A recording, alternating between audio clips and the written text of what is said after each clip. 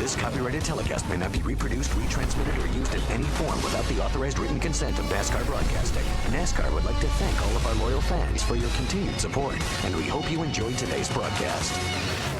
Years old, he came up into NASCAR racing several years ago from the ASA series out in the Midwest, in which he had been the perennial. Earnhardt goes sideways in the center of the backstretch. That was not in a corner as he comes down across the grass, still carrying tremendous speed. Oh!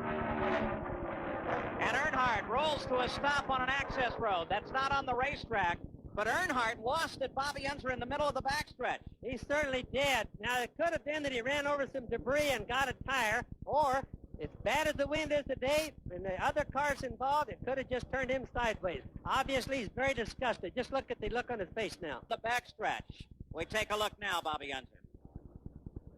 Okay, there's Dale Earnhardt on the inside, the number 2 car, the orange car. They work their way off the second turn. Bill Elliott on the outside.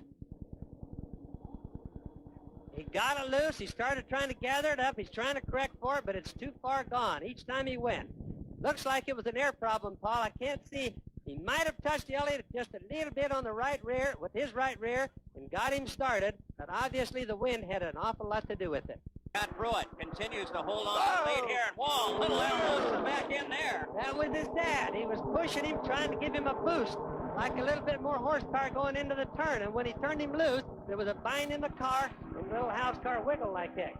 At the same time, you got a glimpse of Tommy Kendall getting up very, very close to the wall. Now Al Unser Jr. on the backstretch continues his pursuit of Elliott. Now that's pure horsepower. They're not getting a lot of help. They both get a little bit of help from Pruitt, but not a whole bunch there.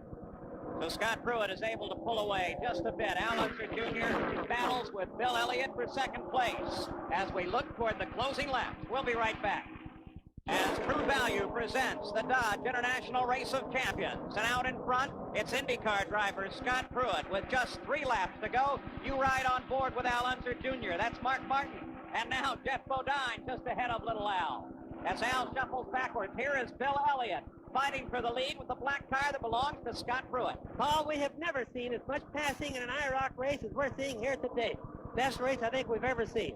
It has been one terrific battle, and Sam Posey have to wonder what's going on in the mind of Scott Pruitt. He really shouldn't be where he is right now.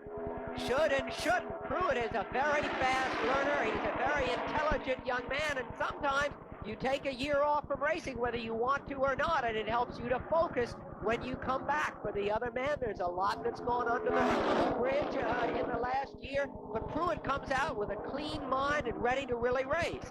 Pruitt driving very smart now, protects his position as they come through the tri-oval. His job now is to try and drive a line that will keep everyone else back. Elliott closes in. A lap and a half to go. Decisions have now come upon them. They're going to have to make up their minds. They're going to have to team up, and go for it, because there's no time left, Paul. The general wisdom would be that you would want to be in Bill Elliott's shoes right now, riding in second place, with a chance to use a little help from Al Unser behind him and come across the line. But will Al Unser actually help Elliott? Is there a battle between the disciplines? Elliott passed Scott Pruitt right on the outside, right here, just a few laps ago.